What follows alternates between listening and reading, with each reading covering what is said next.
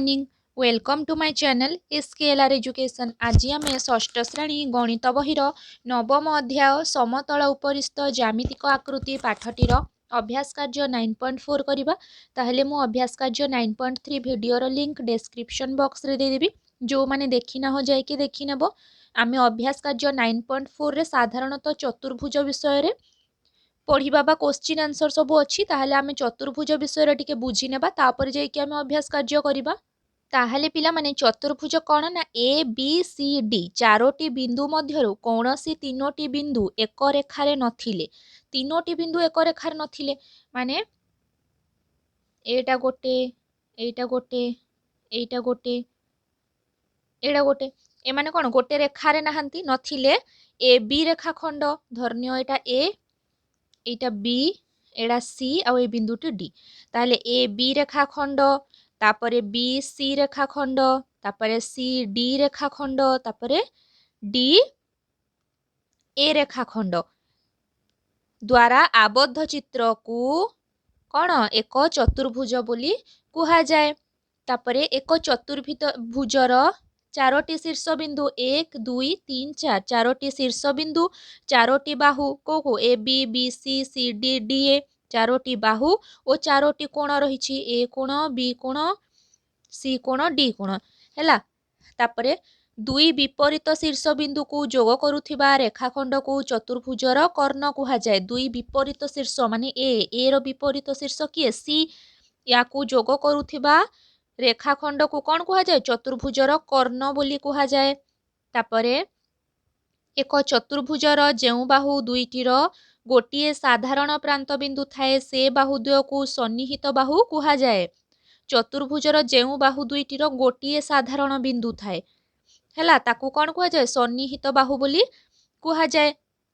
धरिनियो ए B C D चतुर्भुज रे देख एठी गोटे चतुर्भुज अंकन करिबा। एटा गोटे बिंदु एटा एडा ओ एटा हैला एडा गोटे मन को आमे चतुर्भुज अंकन करिबा ए बी सी डी।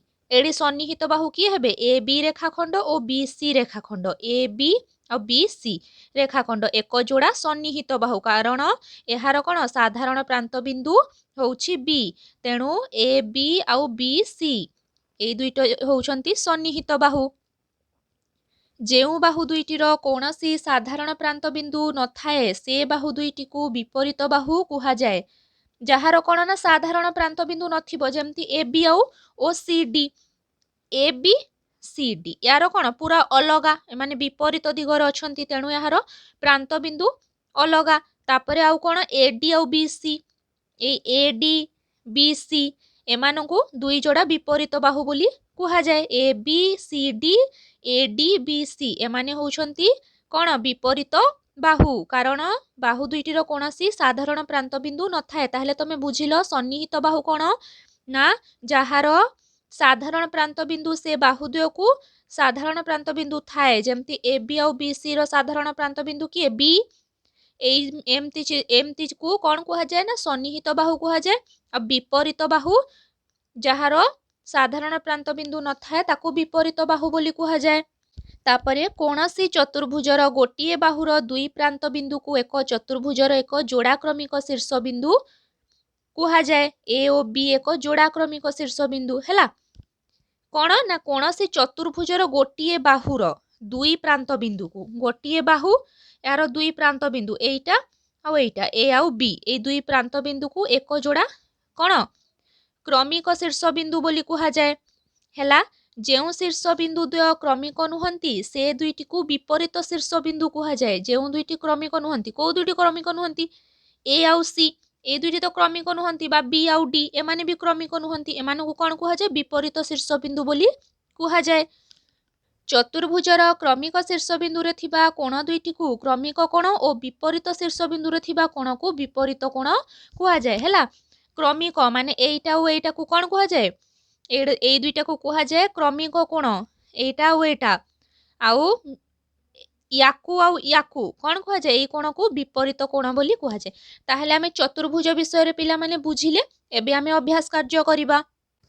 ଏକ ନମ୍ବର ଗୋଟିଏ ଚତୁର୍ଭୁଜର ଚିତ୍ର ଅଙ୍କନ କରି ତାହାର ନାମ PQRS ଦିଅ।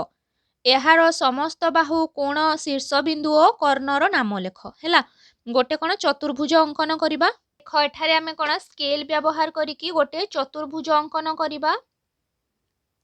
এইଭଳି ଭାବରେ କ'ଣ ନା ଚାରୋଟି ବିନ୍ଦୁ ଯେଭଳି କ'ଣ ନା ସମାନରେ ନଥିବେ। ହେଲା,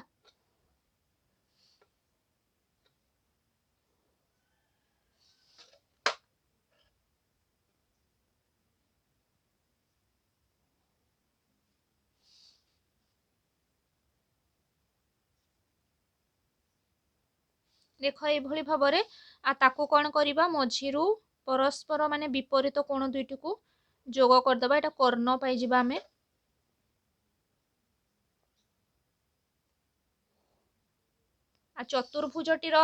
ଚତୁର୍ଭୁଜଟିର ନାଁ କ'ଣ କହିଛି? PQRS। ଏଟା P, ଏଟା Q, ଏଟା R ଆଉ ଏଟା S। ଏବେ ଆମେ ଲେଖିବା। ପ୍ରଥମେ ଲେଖିବା PQRS ଏକ ଚତୁର୍ଭୁଜ।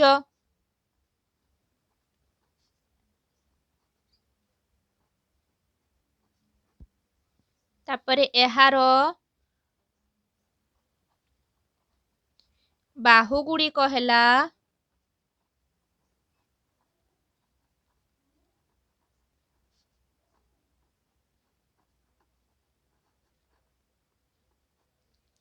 କିଏ ବାହୁ ଗୁଡ଼ିକ ହେଲେ PQ ରେଖାଖଣ୍ଡ, ତାପରେ QR ରେଖାଖଣ୍ଡ,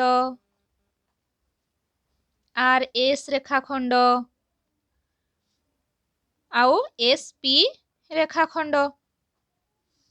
ତାପରେ କ'ଣ, ଏହାର କୋଣ, ଏହାର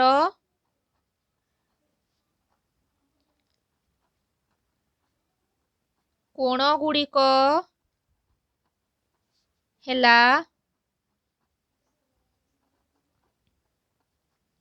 କୋଣ ଗୁଡ଼ିକ କିଏ? P କୋଣ, କୋଣ P, କୋଣ Q,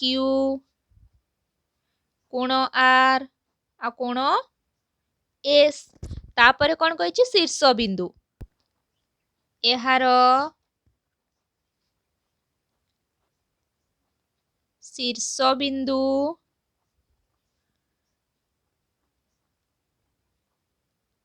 ଗୁଡ଼ିକ ହେଲା କିଏ ନା PQRS। ଆଉ ଗୋଟେ କ'ଣ ନା ଏହାର କର୍ଣ୍ଣ। ଏହାର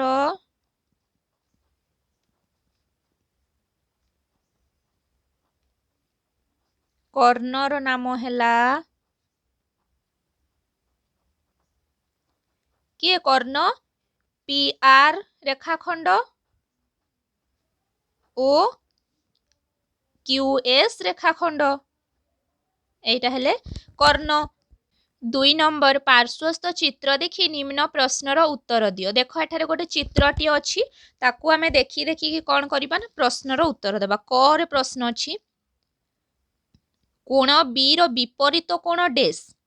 ଆମେ ପ୍ରଥମ ପ୍ରଶ୍ନଟି ଦେଖିବା। କୋଣ B ର ବିପରୀତ, କୋଣ B ର ବିପରୀତ କୋଣ କିଏ ପିଲାମାନେ? କୋଣ B ର ବିପରୀତ କୋଣ ହେଉଛି ଏଇଟା କୋଣ D ଓ କୋଣ A ର ବିପରୀତ କୋଣ ହେଉଛି କୋଣ C।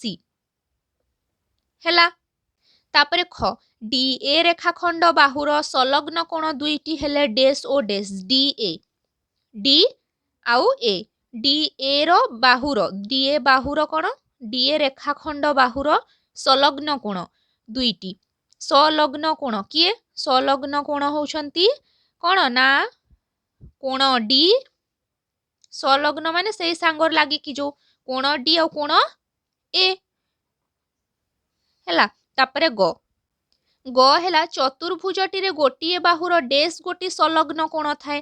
ଗୋଟିଏ ବାହୁର କେତୋଟି ସଂଲଗ୍ନ କୋଣ? ଧରିନିଅ ଏଇଟା ଗୋଟେ ବାହୁ ନେଲେ ଆମେ, ତାର କେତୋଟି ସଂଲଗ୍ନ ମାନେ ମିଶିକି ଯୋଉ ତା ପାଖରେ ଥିବ ସେଇ କୋଣ, ମାନେ ସେଇ ବାହୁରେ ହିଁ ଯୋଉ କୋଣ ସୃଷ୍ଟି ହେଉଥିବ। କୋଉଟା? ଏଇଟା ଗୋଟେ ମାନେ ଗୋଟେ ବାହୁରେ ଦୁଇ ଗୋଟି ସଂଲଗ୍ନ କୋଣ ଥାଏ।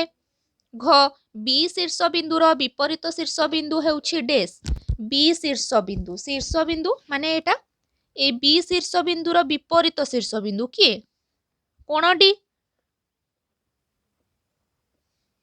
ଓ ଡେସ୍ କର୍ଣ୍ଣର ଦୈର୍ଘ୍ୟ ଠାରୁ ଅଧିକ। ଡେସ୍ କର୍ଣ୍ଣର ଦୈର୍ଘ୍ୟ କୋଉଠିର? ଏସି। ଏସି କର୍ଣ୍ଣର ଦୈର୍ଘ୍ୟ କାହାର? ବିଡି। ଏଇଟା ଦେଖ ମାନେ ବେଶୀ ଅଛି। ବିଡି କର୍ଣ୍ଣର ଦୈର୍ଘ୍ୟ ଠାରୁ ଅଧିକ। ତାହେଲେ ପିଲାମାନେ ଅଭ୍ୟାସ କାର୍ଯ୍ୟ 9.4 ସରିଲା। ଆମେ ନେକ୍ସଟ ଭିଡ଼ିଓରେ ଅଭ୍ୟାସ କାର୍ଯ୍ୟ 9.5 କରିବା। ଆଉ ଚତୁର୍ଭୁଜର ଅନ୍ତର୍ଦେଶ, ବହିର୍ଦେଶ ଆଉ କେତେକ ବିଶେଷ ପ୍ରକାରର ଚତୁର୍ଭୁଜ ବିଷୟରେ ଜାଣିବା।